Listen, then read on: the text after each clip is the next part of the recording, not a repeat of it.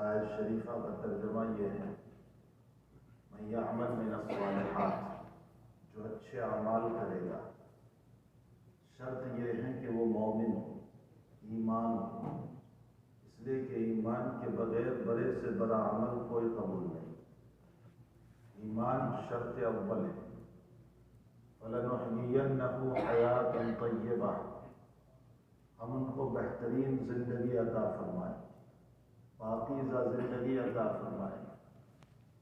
وَلَنَجْزِيَنَّهُمْ أَجْرَهُمْ بِأَحْسَنِ مَا كَانُوا يَعْمَلُونَ، اور آخرت میں ہم ان کو بہترین بدلہ دیں گے ان کے اچھے عمل کی وجہ سے۔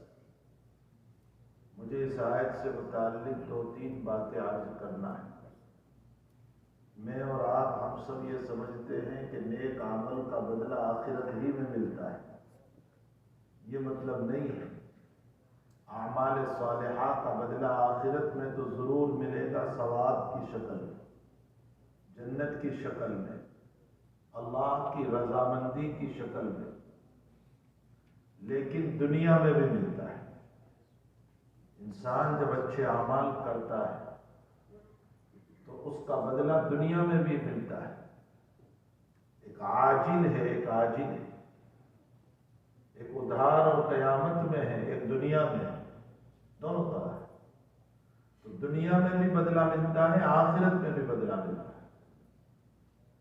آخرت سے متعلق تو ایک بات یہ سمجھ لیں کہ ثواب، جنت، اللہ کی رضا، یہ سب آخرت ہے۔ لیکن دنیا میں کیا بدلہ ملتا ہے؟ نیکیوں کا، اچھے عمل کا۔ میں مختصر انداز میں سمجھاؤں تاکہ ہمیں نیکیوں کا جذبہ پیدا ہو۔ پہلا، جب ہم نیک عمل کرتے ہیں تو اللہ سے اچھی امیدیں وابستہ ہو جاتی ہیں۔ اللہ سے اچھی امید، میرا اللہ اس کو قبول کرے گا، میرا اللہ مجھ سے خوش ہو جائے گا، میرا اللہ مجھ سے راضی ہو جائے گا، میرا رب مجھے محبت سے دیکھ لے گا۔ ایسی بات ہے، ایک امید، رجا جس کو کہا جاتا ہے عربی میں، تو امید اللہ سے وابستہ ہو جاتی ہے۔ یاد رکھو، عبادت کے اوپر امید تو ہم ضرور کریں لیکن تکبر نہ کریں۔ عبادت پر امید ضرور رکھیں کہ اللہ خوش ہو جائے، لیکن یہ کہ میری عبادت 100% مجھے جنت میں لے جائے، یہ تکبر ہے، یہ خود پسندی ہے، یہ عجب ہے، یہ پسند نہیں ہے اللہ تعالیٰ۔ پہلی بات تو یہ ہے کہ میری عمر کتنی ہے، 80 ایئرس، 90 ایئرس، مان لو 100 تو میں نے بہت کہہ دیا، کسی کو مل جائے، ورنہ عمومی طور پر 70 ہی میں دنیا سے رخصت ہو جاتے ہیں۔ تو میں اگر 70 ایئرس تک سجدے کرتا رہوں، اور اللہ کی جنت تو لامحدود زمانے تک ہے، تو 70 ایئرس کی عبادت کے بدلے میں جنت کا مستحق کیسے ہو گیا؟ کیسے میں جنت کا مستحق ہوا؟ کووڈ کے زمانے میں بہت سے لوگ اس عاجز سے بھی کہا کرتے تھے ذائقہ ختم ہو گیا، لوگ کہتے تھے ٹیسٹ ختم ہو گیا، کوئی ٹیسٹ ہی نہیں آ رہا ہے، 6 مہینے ہو گئے ابھی ٹیسٹ نہیں آ رہا ہے۔ یہ زبان پر ذائقہ اور ٹیسٹ کس نے رکھا؟ اللہ ہی نے رکھا ہے۔ اسی لقمے کو اگر میں یہاں رکھوں کوئی ذائقہ نہیں، اسی فاسٹ فوڈ اور پیزا اور برگر اور فلاں کو میں یہاں رکھوں کوئی فائدہ نہیں، کہیں لذت اور ٹیسٹ نہیں آتی۔ لذت اور ٹیسٹ اسی گوشت کے ٹکڑے پر آتی ہے۔ اس زبان پر لذت پیدا کرنے والے نے اس ٹیسٹ اور لذت سے محروم کر دیا۔ اگر اسی کو دوبارہ اللہ دے دیتا ہے، اسی کا شکریہ ادا نہیں ہو سکتا ہے، تو جنت کا شکریہ کیسے ادا کرے؟ اسی لیے بخاری شریف کی روایت ہے، جناب نبی کریم صلی اللہ علیہ وسلم نے فرمایا کہ تمام کے تمام لوگ فضل خداوندی سے جنت میں جائیں گے، اعمال سے نہیں، فضل خداوندی سے۔ تو صحابہ کرام حضور پاک صلی اللہ علیہ وسلم سے سوال کر رہے ہیں یا رسول اللہ وانت، آپ، اس لیے کہ آپ کے تو اعمال بہت ہیں، آپ کی راتوں کی نماز، آپ کے دن کی نماز، آپ کی تبلیغ، آپ کا دوڑنا، آپ کا مصیبتیں جھیلنا، آپ کا پتھر کھانا، آپ کا وطن سے بے وطن ہونا، آپ کا ہجرت کرنا، آپ کو سکون نہ ملنا، آپ کی زندگی تو، آپ کی پوری لائف جو ہے وہ عبادت عبادت عبادت سے بھری ہوئی ہے، تو آپ کو تو عبادت کے بدلے میں جنت ملے گی۔ سنو سرکار دو عالم صلی اللہ علیہ وسلم نے فرمایا لا الا ان یتغمدنی اللہ تعالی، محمد کے ذات کی قسم، محمد بھی اپنے عمل سے جنت میں نہیں جا سکتا اگر اللہ کا فضل نہ ہو۔ اللہ، حضور پاک صلی اللہ علیہ وسلم جب یہ فرما دے، میں اور آپ، ہماری عبادت کا کیا مسئلہ ہے؟ الا ان یتغمدنی اللہ تعالی، فضل رب کے بغیر کچھ نہیں ہو سکتا، اللہ ہی کا فضل۔ اب ایک علامت بتا دوں کہ میری عبادت پر تکبر اور میری عبادت پر امید دونوں کو پتہ کیسے چلے گا؟ کوئی علامت ہے، کوئی نشانی ہے؟ جی اللہ کے نبی علیہ السلام نے نشانی بتائی، اذا سرتک حسنتک وساعتک سیئتک فانت مومن، تجھے عبادت کر کے، نماز پڑھ کے، کسی غریب کی مدد کر کے، راستے سے تکلیف دہ چیز کو ہٹا کر کے، کسی کو سلام کر کے، تجھے اگر دل میں خوشی ہو تو سمجھ لے کہ یہ عمل اللہ کے لیے ہو۔ اذا سرتک حسنتک وساعتک سیئتک، اور تجھے تیرے گناہ کے اوپر دل میں بے چینی ہو، پریشانی ہو، تو سمجھ لے حضور پاک صلی اللہ علیہ وسلم فرماتے ہیں تو مومن ہے۔ یہ ایمان کی نشانی ہے۔ اور جب اپنی عبادت کے اوپر یہ ہونے لگے کہ میری عبادت سے بہتر کسی کی عبادت نہیں، میری نماز، میری سخاوت، میرا دینا، تو فرمایا یہ غرور ہے، تکبر ہے۔ علامہ رومی رحمۃ اللہ علیہ، آپ نے نام سنا ہوگا، معارف مذہبی، بہت زبردست کتاب ہے۔ حضرت ہماری طرف سے ایک سوال قائم کر رہے ہیں، ایک سوال جو میرا اور آپ کے دل کا سوال ہے، اور وہ سوال یہ ہے کہ اللہ، میں فجر بھی پڑھا، ظہر بھی پڑھا، عصر بھی پڑھوں گا، مغرب بھی پڑھوں گا، عشاء بھی پڑھوں گا، تہجد بھی پڑھوں گا، اور بھی بہت سارے نیک عمل کروں گا، یا اللہ، اللہم اللہم اللہم، لیکن کبھی تو مجھے جواب ہی نہیں دے رہا ہے، کوئی ایک مرتبہ تو جواب دے مجھے۔ 15 ایئرس کی عمر سے میں اللہم اللہم اللہم کہہ رہا ہوں، اور آج 60 کا ہو گیا، 70 کا ہو گیا، ایک مرتبہ تیرا جواب تو مجھے نہیں دے رہا ہے کہ چلو تو یوں کہہ دے لبیک اے میرے بندے لبیک، کبھی تو جواب ہی نہیں دے رہا ہے۔ سوال ہے نا ہمارے دل کا، یہ ہمارے دل کا سوال ہے۔ علامہ رومی رحمۃ اللہ علیہ اس کا جواب دیتے ہیں، گفت اے اللہ ہے تو، گفت اے اللہ ہے تو لبے کے ماس، گفت اے اللہ ہے تو لبے کے ماس، فرمایا او میرے بندے تو اے اللہ بول رہا ہے، یہی ہمارا جواب ہے، اگر ہم تجھ سے راضی نہ ہوتے تو میرا نام لینے کی میں تجھے اجازت نہ دیتا، یہ مسجد میں تجھے نہ بلاتا، اگر میں تجھ سے راضی نہ ہوتا، میں تجھ سے خوش نہ ہوتا تو میں تجھے یہاں نہ بلاتا، اگر میرے راستے میں تیرا خرچ کرنا قبول نہ ہوتا تو میں تجھے دوسری مرتبہ خرچ کی توفیق نہ دیتا، تو فضول خرچی کر دیتا، تو اسراف کر دیتا، تو نہ معلوم کہاں ڈال دیتا۔ گفت اے اللہ ہے تو لبیک کے ماس، اے میرے بندے تیرا اللہم بولنا اور اے اللہ بولنا، یہ سمجھ لے کہ تیرے رب کی طرف سے جواب ہے۔ اسی لیے حضرت حاجی امداد اللہ صاحب مہاجر مکی رحمۃ اللہ علیہ سے کسی نے سوال کیا کہ حضرت میری ایک نماز قبول ہو گئی، یا میری پہلی عبادت قبول ہو گئی، یا میری زکوٰۃ قبول ہو گئی، یا میرا فلاں عمل قبول ہو گیا، اس کی کوئی نشانی ہے؟ فرمایا اس کے بعد اللہ دوسرے نیک کام کی توفیق دے دے تو سمجھ لے کہ پہلا قبول ہو گیا۔ اس لیے کہ اللہ دوسرے نیک کام کی توفیق تبھی دیتا ہے جبکہ پہلا عمل اللہ کے وہاں مقبول ہوتا ہے۔ تو میرے بھائیو، حقیقت یہ ہے کہ لوگ یہ پوچھا کرتے ہیں کہ دنیا میں کیا فائدہ ہے؟ پہلا فائدہ تو عبادت کا، اعمال صالحہ کا سب سے بڑا یہ ہے، اعمال صالحہ کا سب سے بڑا فائدہ یہ ہے کہ دنیا کے اندر حق تعالیٰ کی رضا نصیب ہو جائے۔ دوسرا فائدہ کیا ہے اعمال صالحہ کا؟ دوسرا، ایک تو آخرت میں ثواب، رضا، اللہ کی جنت، اللہ تعالیٰ کی رضامندی، اور یہ دنیا کے فائدے ہیں۔ اور دنیا کا پہلا فائدہ یہ ہے کہ حق تعالیٰ جل شانہ جو ہے اس عبادت کے اوپر ہم سے خوش ہو جاتا ہے۔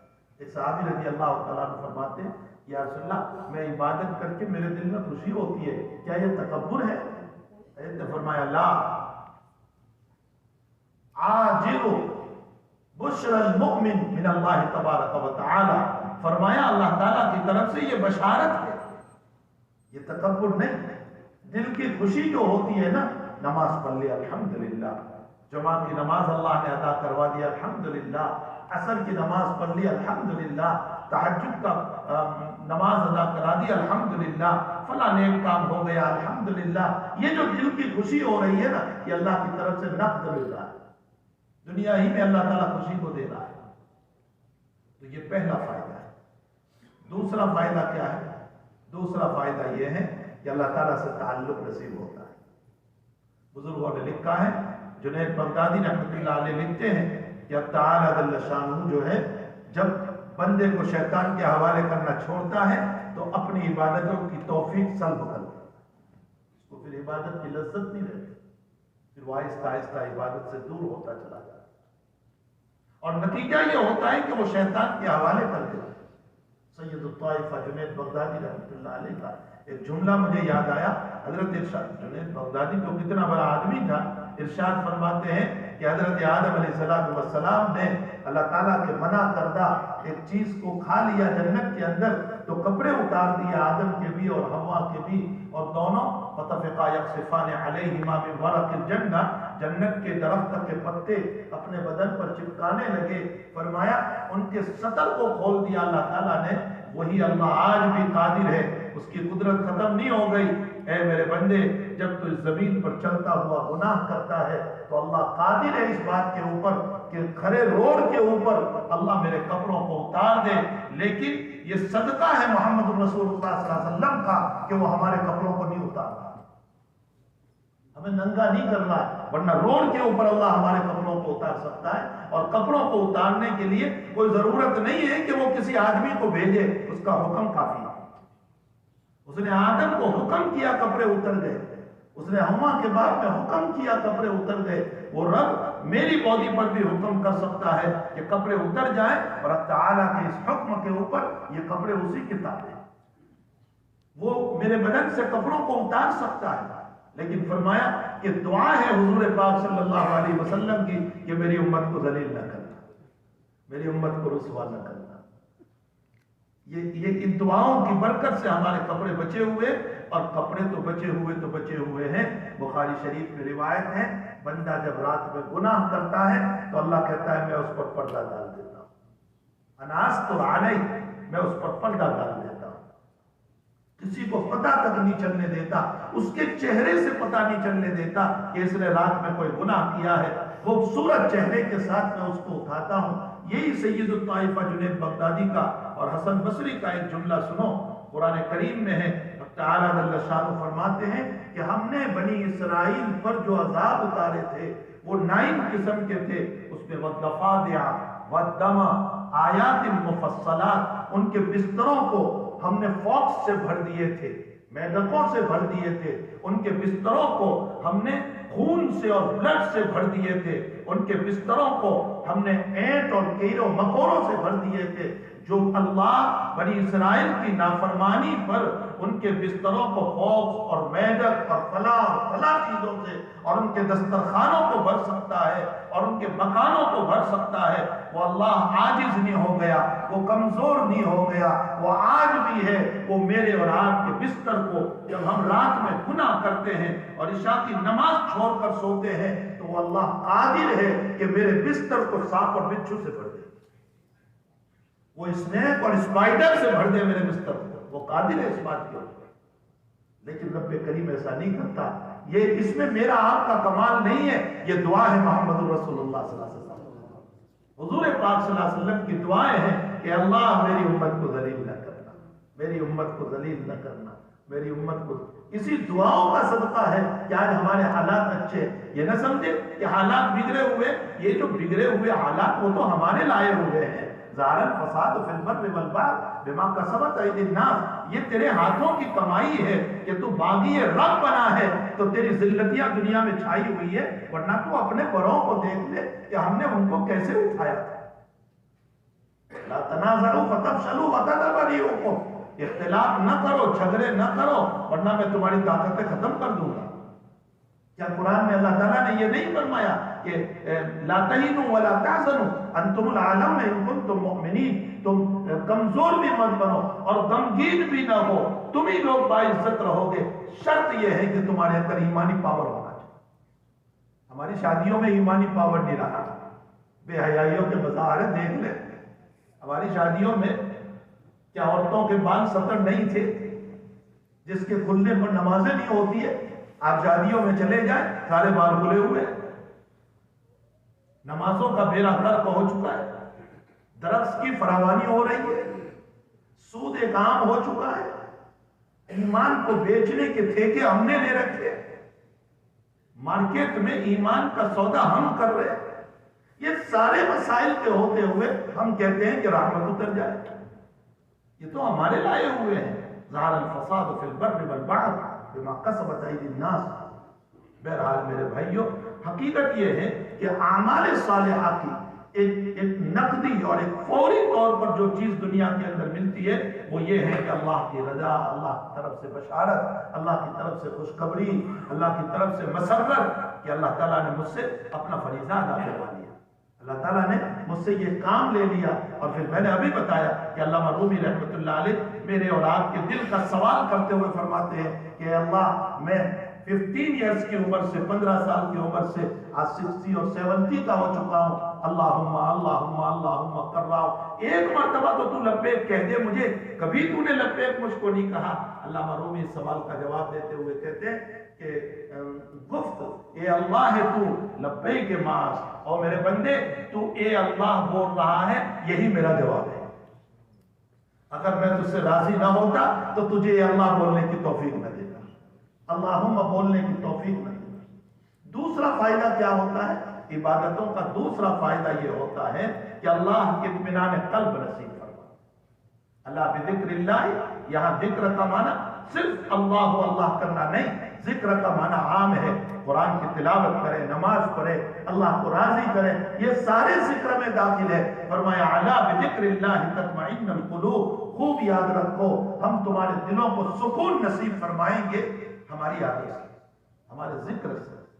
اور اطمینان قلب ایک ایسی چیز ہے جو ساری مارکیٹ گھوم لو کہیں نہیں ملے گا۔ کسی دکان پہ چلے جاؤ کہ بھائی میرا دل بے چین ہے، اطمینان دے دو مجھے، میرے قلب کی پریشانی ہے، مجھے سکون نہیں ہے، مجھے راتوں میں نیند نہیں آ رہی ہے، میں پریشان حال ہوں، میں دن میں بھی بے چین رہتا ہوں، رات 2 بجے بھی بستر سے اٹھ جاتا ہوں، اے سی چل رہا ہے، سب کچھ ہے، بہترین بیڈ بچھا ہوا ہے، لیکن مجھے سکون نہیں ہے، نیند نہیں آ رہی ہے، میں نیند کی گولی کھا رہا ہوں، پھر بھی مجھے اطمینان نہیں ہو رہا، میں دکان پہ خریدنے آیا ہوں، میں $1000 دینے کے لیے تیار ہوں، تو مجھے سکون دے دے۔ کہیں دنیا میں سکون نہیں ملے گا، اللہ کہتا ہے میرے ذکر پر سکون ملے گا، میری عبادتوں پر سکون ملے گا۔ اللہ بذکر اللہ تطمئن القلوب، یہ دوسری چیز ہے، یعنی صرف یہ نہیں ہے کہ عبادت پر آخرت ہی میں ملتا ہے، دنیا میں بھی ملتا ہے، بشارتیں ملتی ہے، دل خوش رہتا ہے، اللہ کے ذکر سے اطمینان ہوتا ہے۔ اور تیسری چیز کیا ہے؟ عبادتوں کی بنیاد پر اللہ ہماری محبتیں پیدا کر دیتا ہے، بہت بڑی چیز ہے، اللہ تعالیٰ ہماری محبتیں لوگوں کے دلوں میں پیدا کر دیتا ہے۔ کیا فرمایا قرآن میں؟ فرمایا ان الذین آمنوا وعملوا الصالحات سیجعل لهم الرحمن ودا، اے میرے بندو اگر تم میری عبادت کرو گے میں لوگوں کے دلوں میں تمہاری محبت پیدا کروں، تمہاری عظمت پیدا کروں، تمہیں لوگ چاہیں گے، تمہیں محبت کی نظر سے دیکھیں گے، سیجعل لهم الرحمن ودا۔ تو اللہ تعالیٰ عبادت کے صدقے میں دنیا میں آپس میں محبت پیدا کر دیتا ہے، اختلاف کو ختم کر دیتا ہے، اور چوتھا فائدہ اللہ رزق کے دروازے کھول دیتا ہے۔ عبادت کے نتیجے میں حق تعالیٰ جل شانہ رزق کے دروازوں کو کھول دیتا ہے۔ فرمایا اے میرے بندو اگر میری طرف سے تمہارے اوپر روزی تنگ ہو جائے، روزی تنگ ہو جائے تو تم کیا کرو گے؟ جتنا تھوڑا مال ہے اسی میں سے تھوڑا میرے راستے میں دے دینا، اس نیک عمل کے صدقے میں تمہاری روزی کو کھول دوں گا۔ اور ایک جگہ فرمایا وَيَرْزُقْهُ مِنْ حَيْثُ لَا يَحْتَسِبُ، اگر تم متقی بنو گے، تقوی والے بنو گے، پرہیزگار بنو گے تو میں ایسی جگہ سے تمہیں رزق دوں گا کہ تمہارا خیال بھی وہاں نہیں گیا ہوگا۔ یہ بھی نہیں ہوگا کہ مجھے یہاں سے جاب مل جائے گا اور اللہ وہاں سے دلا دے گا، وہاں آپ کا جاب لگ جائے گا، وہاں اللہ تعالیٰ آپ کی مدد کرا دے گا۔ وَيَرْزُقْهُ مِنْ حَيْثُ لَا يَحْتَسِبُ، یہ عبادت کے فائدے ہیں دنیا کے، آخرت کا تو ہے ہی، ثواب ملے گا، فلاں ملے گا، فلاں ملے گا، اللہ کی رضا ملے گی، جنت ملے گی، لیکن یہ سب دنیا کے فائدے ہیں۔ اور گناہ کی بھی نحوست ہے، گناہ کا آخرت کا جو نتیجہ ہے وہ تو اپنی جگہ اللہ کی ناراضگی ہے، جہنم ہے، آگ ہے، سانپ اور بچھو ہے، اسنیک ہے، نہ معلوم کیا کیا چیزیں اس کے اندر، یہ ساری اپنی جگہ، یہ آخرت کے سارے مسائل۔ لیکن دنیا میں بھی ہے، وہ دنیا میں کیا ہے؟ اللہ تعالیٰ گناہوں کے نتیجے میں دل میں بے چینی پیدا کر دے، ظلمات، اندھیری، تاریکیاں، سمجھ میں نہیں آتا کچھ اور ہمیشہ بے چین رہتے۔ یہ ظلمات اور گناہوں کا نتیجہ ہے کہ دنیا کے اندر انسان بے چین رہا کرتا ہے۔ نتیجہ یہ ہوتا ہے کہ آہستہ آہستہ یہ بے چینیاں اور تاریکیاں یہ انسان کو ایسے دروازے پر پہنچا دیتی ہے کہ جہاں ہم اللہ سے مایوس ہو جاتے ہیں، اور مایوسی بہت جو ہے انسان کو اللہ سے دور کرنے والی چیز۔ بہت سی مرتبہ انسان کہتا ہے میں تو اتنے گناہ کرتا ہوں لیکن مجھے احساس تک نہیں ہوتا کہ مجھے مایوسی ہو گئی، مجھے ظلمت آ گئی، تاریکی ہو گئی، مجھے کوئی بے چینی کا مسئلہ نہیں ہوتا۔ بے چینی تو ہے لیکن احساس نہیں، بے چینی تو ہے لیکن احساس نہیں ہے۔ ایک انسان ہمیشہ گندگی کے پاس رہتا ہو نا، اس کو گندگی کا پھر احساس نہیں ہوتا ہے، چونکہ وہ گندگی ہی کے پاس رہتا ہے، اس کو کہاں احساس ہوتا ہے۔ اسی طرح ہماری بے چینی تو ہو رہی ہے گناہوں کی وجہ سے، لیکن ہمیں اس کا احساس نہیں ہو رہا ہے۔ حقیقت یہ ہے میرے بھائیوں کہ نیکیوں کا بھی دنیا کے اندر اثر ہے اور برائیوں کا بھی دنیا کے اندر اثر ہے، اس لیے ہمیں چاہیے کہ ہم آخرت کی باتیں ساری اپنی جگہ ہیں، دنیا کے اندر بھی رزق حلال کے لیے، آسان روزی کے لیے، عزت کے لیے، محبت کے لیے، اللہ کی طرف سے بشارتوں کے لیے اور دل کے اطمینان کے لیے ہمیں چاہیے کہ ہم اعمال صالحہ کرنے والے بنیں۔ اسی کو اللہ نے فرمایا مَن يَعْمَلْ مِنَ الصَّالِحَاتِ وَهُوَ مُؤْمِنٌ فَلَنُحْيِيَنَّهُ حَيَاةً طَيِّبَةً وَلَنَجْزِيَنَّهُمْ أَجْرَهُمْ بِأَحْسَنِ مَا كَانُوا يَعْمَلُونَ۔ اللہ مجھے اور آپ کو اپنے پاک پیغمبر صلی اللہ علیہ وسلم کی باتوں پر اور اپنے مبارک قرآن پر ہم سب کو عمل کی توفیق